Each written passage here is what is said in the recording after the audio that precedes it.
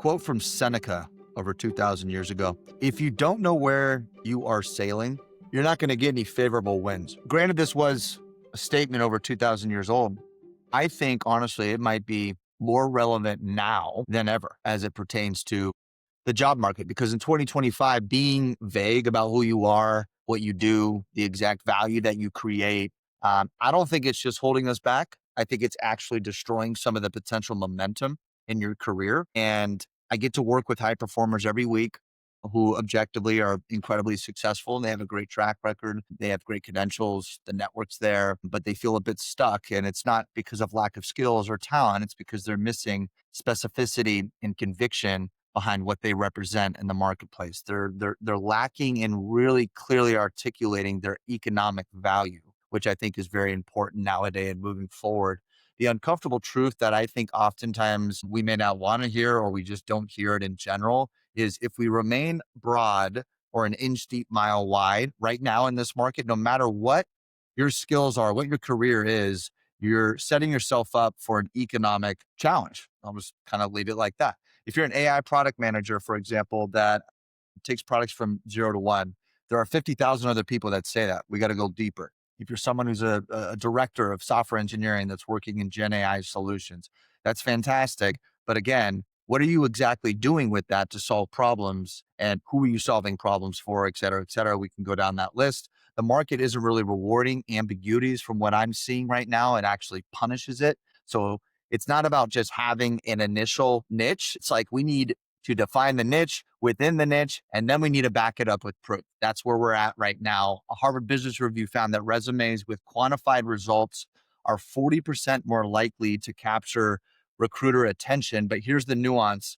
It's not just about having these numbers. It's about having the right numbers and the right context behind these numbers. I think we're in an era where AI cognitive offloading is a real thing, right? It's pretty easy for us to use ChatGPT to write our resume, to even use our personality and tone behind that to generate a cover letter or whatever it may look like. But what it can't do is represent distinctively what makes you you and the problems you solve better than most in a conversation at a networking event, and how you interview and how you negotiate, etc. There is a nuance to that. There is an evidence-based storytelling technique to that I think is more important now to have a real world impact and where you're taking your career. On the other side of hiring managers are drowning with applications right now, and they all look the same. Think about that. If you post a job and there's 1,000 people that have applied, what makes you different on paper? You're literally saying you're committing to reducing the control that you can have, and you're leaving it to chance to some extent.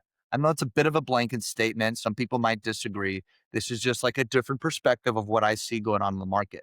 I'm trying to tell you that you can't afford to sound like everyone else out there right now. And the people that are winning, the top percent in each field, are the ones who are actually slowing down, the reverse engineering their impact within the companies they have recently worked for. And everything they do is with conviction and evidence that backs that up. So something that I do with certain leaders that I have coached, that I've walked through as more of a career agent or just a coach helping them with what's next, is just kind of reverse engineering your economic value. Use truth, get rid of the lies. It's another conversation. If you're in fintech, great, go deeper than that. You're in payment infrastructure for embedded finance platforms within healthcare SaaS, for example. If you're a growth marketer, okay, well, tell me more about that. You actually scale B2B SaaS companies to enterprise sales, and you have a very specific playbook that's tried and true that works for Series C companies looking to move up in the market. Tell me more about that. And you can get into the story behind that and also help you pinpoint how you're going to market yourself in a very busy job market. For every major win, think about this. Capture these 5 things. Think about the last job that you have, the current job that you have, the last couple companies. What's the problem statement? What was broken before you got there? What was your role? Not the team that you were part of. What was your specific role within the team? What were some of the critical decisions that needed to be made at that point in time? Were there trade-offs? How did you evaluate that? Was there any measurable outcomes? Revenue, cost, time, share, whatever it is. What were the outcomes of your impact on that particular case? And was there a learning lesson in any capacity? We're always learning. We're always looking to grow. No one's perfect, right? It's not just resume work here. We're creating your own economic knowledge base, which I think is incredibly important in how we go about our business these days. Something that you can pull from interviews, negotiations, investor conversations, et cetera, et cetera. Another thing that I think is very powerful in this market and everyone has access to using AI is being able to know your market instantaneously in a very detailed fashion. You can do a benchmarking component to how you stack rank against the best of the best out there. What an amazing opportunity to use as you go about finding what's next in your career.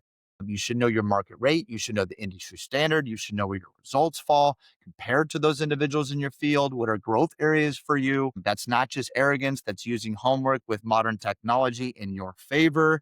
And once you've done this, you're going to show up radically different with interviews and conversations. You're going to be more than prepared to go in there calm, clear, effective, credible with who you are and what you're representing. Build this foundation. I'm telling you, I've seen it happen time and time again. Your demeanor is going to change. Your comparison trap, which we're all guilty of, is going to start fading away because you're going to calmly know who you are and what you represent. Your negotiation, that fearful idea of negotiating on your behalf in any capacity, it's going to naturally turn into a collaboration. You'll have the evidence. You'll have some things that you can always refer to.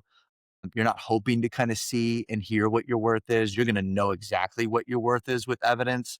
Networking becomes more generous, becomes more intriguing to you, less relational. LinkedIn is, I think, a bit saturated these days when we're looking for a job or we're trying to make a connection and we're trying to get something from someone we haven't talked to in 4 years, and we're expecting so, hey, you're at this company, like, here's my resume. You mind giving me I don't know, you mind telling the manager good things about me? It's not going to work anymore in this market. Interviews become more peer to peer, more conversational by nature of this. And when you have all this clarity, it's going to give you leverage. It's going to give you peace of mind at the same time. So at the end of the day, we have to go deeper and we have to practice the art of evangelizing what we do. And we have to fine tune a clear cut understanding of our economic value compared to the greater market out there. And if you do those things, you will receive the dividends now. You will bulletproof your career. Your networking will become organically led and you'll crush it. That's my, I don't know, words of wisdom for you today. Talk to you later.